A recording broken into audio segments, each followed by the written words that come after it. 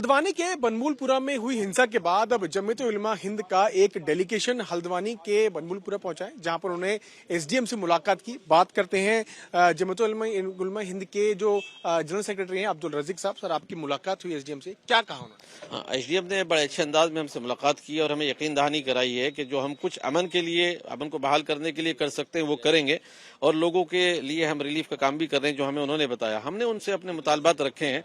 हमने वहां जाने की उनसे अपील भी की थी। हमें आज जाने की इजाजत नहीं मिली उस इलाके में कि अभी तो नहीं, 2-4 दिन के अंदर जा सकते हैं।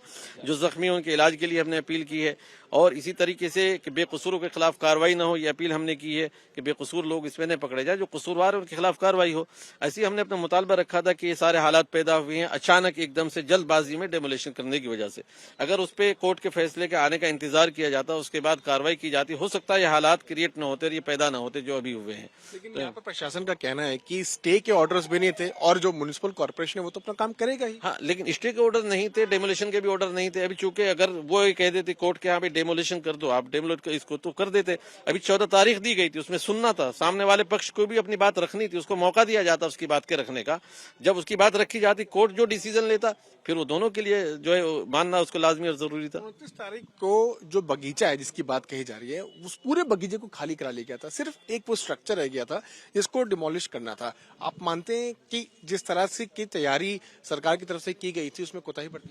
नहीं, कोताही तो बहुत ज्यादा है। जब 2 दिन पहले उसको सील कर दिया गया पूरे एरिया को, मस्जिद को और मदरसे को, तो लोगों ने किसी तरह का विरोध नहीं किया सील करने में कि भाई सील कर रहे हैं। किसी तरह का कोई विरोध सामने नहीं आया, मुखालफत नहीं हुई, तो लोगों को इत्मीनान था भाई कोर्ट के का डिसीजन आने तक शायद ये सील रहेगा। जो कोर्ट ऑर्डर लेगा हमें एक्सेप्टेबल है, हमारे लिए, हमारे सर आंखों पर है। जो भी कोर्ट का ऑर्डर होगा हम उसको मानेंगे।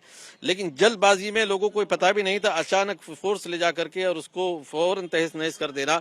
उसमें मजहबी किताबें भी थी, लोगों को ये भी पता लगा भाई हमारी मजहबी किताबें भी दबा दी गई। जो मैसेज गया वहां पे, जो लोगों को महसूस हुआ, तो ये हालात उसकी वजह से पैदा हुए, जल्दबाजी की वजह से। साफ कर दिया है कि ना तो वो मस्जिद था ना वो मदरसा था, तो मजहबी चीज कहाँ से? नहीं, प्रशासन का ये काम प्रशासन का नहीं, ये काम कोर्ट का है। जब कोर्ट में मामला है तो सबूत नहीं दे पाए वहाँ के लोग। अभी कोर्ट में का तारीख 14 है, अभी 14 तारीख का आने का इंतजार तो किया जाता। प्रशासन कैसे डिसाइड कर सकता है कि मस्जिद मदरसा नहीं? जब कोर्ट में मामला है तो डिसाइड कोर्ट करेगा ना।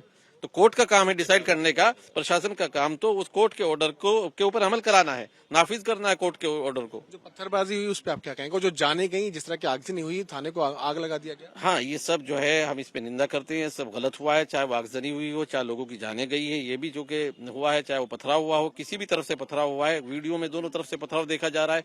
पथराव इसका हल नहीं है, गोलीबाजी इसका हल नहीं है, बल्कि प्रशासन पब्लिक को मिलजुल के आपस में एक दूसरे के साथ जुड़ करके इस मुल्क को आगे बढ़ाने का काम है। पूरा में अब शांति कायम हो, उसके लिए अब एक डेलीगेशन जमीयत-उल-उलमा हिंद का यहाँ हल्द्वानी पहुंचा है और यहाँ पर एसडीएम से मुलाकात की और अपनी बातें भी रखी।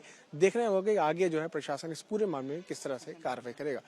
कैमरा अभिषेक के साथ मैं पीयूष मिश्रा, हल्द्वानी, आज तक।